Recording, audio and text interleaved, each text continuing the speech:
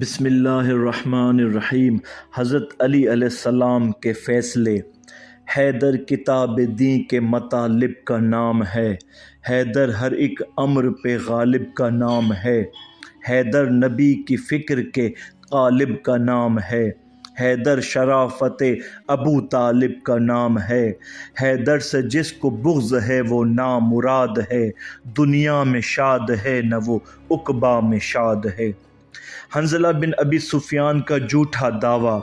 جب نبی آخر الزماں محمد مصطفیٰ صلی اللہ علیہ وآلہ وسلم نے مدینہ کی طرف ہجرت فرمائی تو اہل مکہ کی تمام امانتیں جو اس وقت حضرت صلی اللہ علیہ وآلہ وسلم کے پاس تھیں انہیں سید الصادقین علی علیہ السلام کے سپرد کیا تاکہ تمام امانتیں صاحبان امانت تک پہنچ جائیں۔ حنظلہ بن ابی سفیان نے عمیر بن وائل ثقفی کو بلایا اور اس سے کہا، تم علی ابن ابی طالب کے پاس جاؤ اور ان سے 80 مسکال سونے کا دعویٰ کرو، کیونکہ میں نے مسکال سونا محمد کے پاس بطور امانت رکھا ہوا تھا۔ حضرت محمد صلی اللہ علیہ وآلہ وسلم تو مدینہ کی طرف کوچ فرما گئے ہیں اور مکہ میں ان کے وکیل علی علیہ السلام ہیں جو اس وقت لوگوں کی امانتیں بحکم رسول ان کے سپرد کر رہے ہیں۔ تم جاؤ اور جا کر ان سے کہو کہ آپ میری بھی امانت مجھے واپس کیجیے۔ اگر علی تم سے گواہ طلب کریں تو کہہ دینا کہ ہماری گواہی میں اہل قریش کی تمام جماعت موجود ہے، تیرے اس کام کے بدلے میں اپنی ماں ہندہ کا مسکال گلو بند تجھے دیتا ہوں۔ عمیر بن وائل نے اپنے کام کی اجرت میں گلو بند لیا اور جناب امیر المومنین علی علیہ السلام کے پاس آیا۔ جس طرح اسے کہا گیا تھا اسی طرح اس نے امانت کا دعویٰ کیا۔ خلیفۃ الرسول جناب مولا علی علیہ السلام نے عمیر بن وائل سے امانت کی نشانی طلب کی اور اہل مکہ کی امانتوں میں تلاش کیا تو اس امانت کے آثار بھی نہ ملے، جبکہ ہر امانت پر اس کے مالک کا نام لکھا ہوا تھا۔ امیر علیہ السلام نے عمیر سے فرمایا، اے عمیر بن وائل، ان امانتوں میں تمہاری تو کوئی چیز موجود نہیں ہے۔ اس نے کہا، میرے چند گواہ ہیں۔ آپ علیہ السلام نے دریافت فرمایا، تمہارے گواہ کون ہیں؟ انہیں بلا لاؤ۔ عمیر نے کہا، میرے گواہ ابو جہل، اس کا بیٹا اکرمہ، عقبہ بن معیط، ابو سفیان اور اس کا بیٹا حنظلہ ہیں اور میری گواہی کے لیے حاضر ہیں۔ امام المتقین علی علیہ السلام جان گئے کہ یہ جھوٹوں کی گواہی لایا ہے اور فریب کہہ رہا ہے، چنانچہ آپ نے حکم دیا کہ اپنے گواہوں کو لے کر خانہ کعبہ میں حاضر ہو۔ آپ نے گواہوں کو ایسی جگہ طلب کیا کہ گواہ عمیر کی بات نہ سن سکیں۔ آپ علیہ السلام نے فرمایا، اے برادر عمیر بن ثقفی، جس امانت کا آپ دعویٰ کر رہے ہیں وہ امانت دن کے کس لمحے میں رسول خدا کے سپرد کی تھی؟ اس نے کہا، میں نے دوپہر کے وقت رسول خدا کے سپرد کی تھی اور انہوں نے میرے ہاتھ سے لے کر اسے اپنے غلام کے حوالے کر دیا تھا۔ اس کے بعد آپ نے ابو جہل کو طلب کیا لیکن اس نے گواہی دینے سے انکار کر دیا اور کہا، مجھ پر گواہی دینا کوئی فرض تو نہیں ہے۔ پھر جناب امیر نے ابو سفیان کو بلایا اور پوچھا۔ ابو سفیان نے کہا، اس نے اپنی امانت غروب آفتاب کے وقت محمد صلی اللہ علیہ وآلہ وسلم کے حوالے کی اور آپ نے اپنی ابا کی جیب میں اسے ڈالا۔ پھر مولا امیر المومنین نے حنظلہ کو بلایا اور پوچھا کہ بتاؤ اے حنظلہ بن ابی سفیان، عمیر نے اپنی امانت رسول خدا کو دن کے کن اوقات میں سپرد کی تھی؟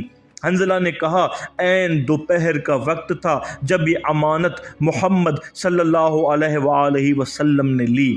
وہ ابھی اس کی امانت کو اپنے ہاتھ ہی میں رکھے ہوئے تھے کہ عمیر وہاں سے واپس آ گیا۔ پھر عقبہ آیا اور اس نے گواہی میں کہا، محمد صلی اللہ علیہ وآلہ وسلم نے یہ امانت عصر کے وقت لی اور فوراً ہی اسے اپنے گھر بھیج دیا۔ پھر اکرمہ کو بلایا گیا اور اس سے پوچھا گیا۔ اس نے جواب میں کہا، محمد صلی اللہ علیہ وآلہ وسلم نے یہ امانت طلوع آفتاب کے وقت لی تھی اور اس امانت کو آپ کی والدہ فاطمہ بنت اسد کے گھر روانہ فرمایا تھا۔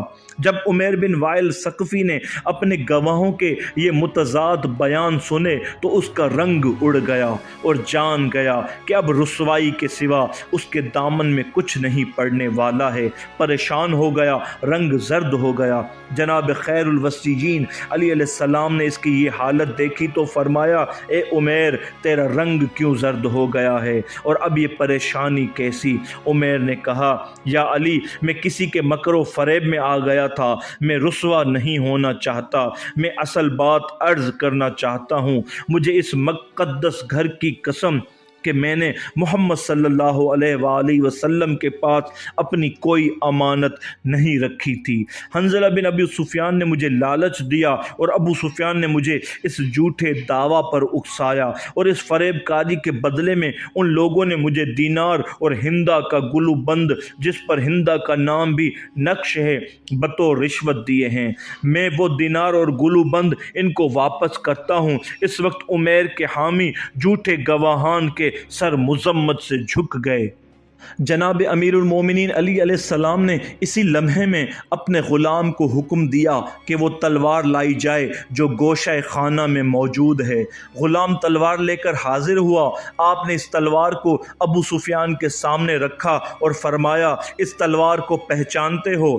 ابو سفیان اور ان کے ساتھیوں نے کہا، ہاں، یہ تلوار حنظلہ کی ہے اور یہ تو چوری ہو چکی تھی۔ امیر المومنین علی علیہ السلام نے فرمایا، ہاں، یہ تلوار حنظلہ کی ہے، لیکن اسے کسی نے بھی چرایا نہیں تھا۔ ابو سفیان نے کہا، میں سچ کہتا ہوں کہ یہ چوری ہو گئی تھی۔ آپ علیہ السلام نے فرمایا، اگر تو سچ کہتا ہے تو بتاؤ تمہارا غلام محلہ اسود کہاں ہے؟ ابو سفیان نے کہا، کسی کام کے لیے طائف گیا ہوا ہے۔ جناب امیر علیہ السلام نے فرمایا، اے ابو سفیان، تجھ پر افسوس ہے، کیا اس کے بعد تو نے اسے دیکھا ہے؟ اگر تو سچا ہے تو اسے حاضر کر۔ ابو سفیان خاموش اور پریشان ہو گیا۔ اس کے بعد مولا کائنات نے سرداران قریش کے 10 غلاموں کو حکم دیا کہ ابو سفیان کے ساتھ جائیں اور زمین کے فلاں ٹکڑے پر گڑھا کھودیں اور اس میں دفن محلہ کو باہر لائیں اور اس لاش کو خانہ کعبہ کے ساتھ لٹکا دیں۔ لوگ حرم کعبہ میں اکٹھے ہو گئے اور اس غلام کے قتل کا سبب دریافت کرنے لگے۔ اس وقت سید الصادقین علی علیہ السلام نے فرمایا، حنظلہ اور ابو سفیان نے محلہ کو رشوت دی تھی اور اس سے کہا تھا کہ اگر تو علی کو قتل کر دے گا تو ہم تجھے آزاد کر دیں گے۔ حنظلہ نے اپنی تلوار اس کو دی اور وہ اندھیرے میں چھپ کر بیٹھ گیا تاکہ مجھے قتل کر سکے۔ جب میں اس کے قریب سے گزرا تو وہ مجھ پر وار کرنے کے لیے کھڑا ہو گیا۔ میں نے اسی لمحے اس سے تلوار کھینچ لی اور ایک ہی ضرب سے اسے جہنم رسید کر دیا۔ یوں ان کے مکر و فریب کا کوئی نتیجہ برآمد نہ ہو سکا۔